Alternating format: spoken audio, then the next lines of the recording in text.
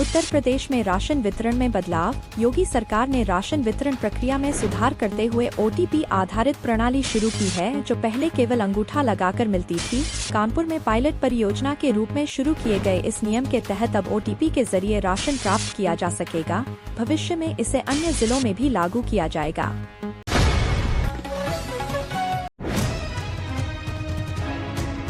Yagi तूफान का कहर। चीन में तबाही मचाने के बाद यागी तूफान भारत पहुंच चुका है।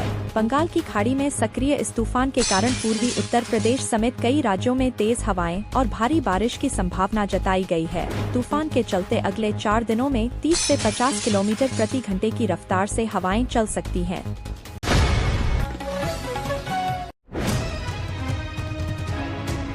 अखिलेश यादव का बयान। समाजवादी पार्टी के नेता अखिलेश यादव ने भाजपा सरकार पर निशाना साधते हुए कहा कि उत्तर प्रदेश में साधु संतों की हत्या बढ़ी है। उन्होंने विशेष रूप से नरेंद्र गिरी की हत्या और रायबरेली में एक साधु को प्रताड़ित किए जाने का उल्लेख किया।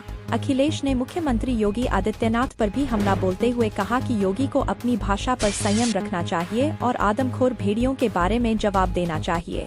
अखिलेश ने कहा कि उन्होंने कभी साधु संतों के खिलाफ नहीं, बल्कि मठाधीशों के खिलाफ बोला है।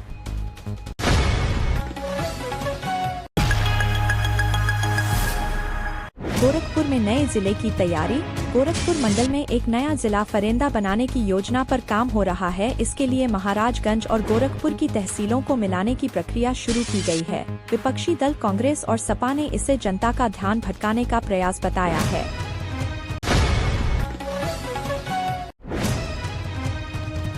योगी आदित्यनाथ का त्रिपुरा दौरा। मुख्यमंत्री योगी आदित्यनाथ ने त्रिपुरा में पाकिस्तान पर निशाना साधते हुए कहा कि केवल मुरली से काम नहीं चलेगा, बल्कि सुरक्षा के लिए सुदर्शन भी आवश्यक है। उन्होंने त्रिपुरा के सिद्धेश्वरी मंदिर का उद्घाटन किया और वेद विद्यालय की आधारशिला रखी।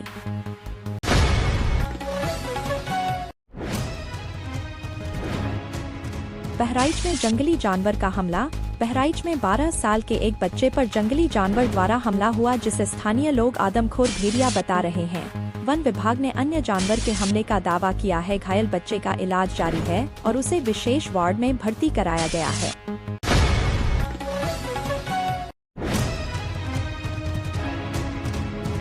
कोच वाली वंदे भारत एक्सप्रेस की शुरुआत। प्रधानमंत्री नरेंद्र मोदी द्वारा वर्चुअली उद्घाटन की गई 20 कोच वाली पहली वंदे भारत एक्सप्रेस ट्रेन को प्रयागराज से दिल्ली के लिए रवाना किया गया। यह ट्रेन विश्वस्तरीय सुविधाओं से लैस है।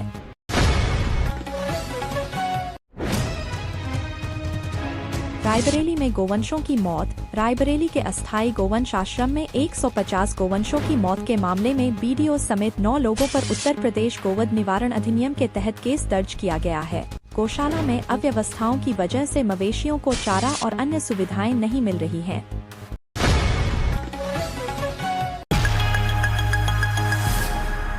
जौनपुर में गोलीबारी की घटना। जौनपुर में नईगंज इलाके में बाइक सवार नकाबपोश बदमाशों ने दादी और पोते पर गोली चला दी। दोनों गंभीर रूप से घायल हो गए हैं और उनका इलाज वाराणसी के ट्रॉमा सेंटर में चल रहा है। पुलिस ने बदमाशों की तलाश शुरू कर दी है।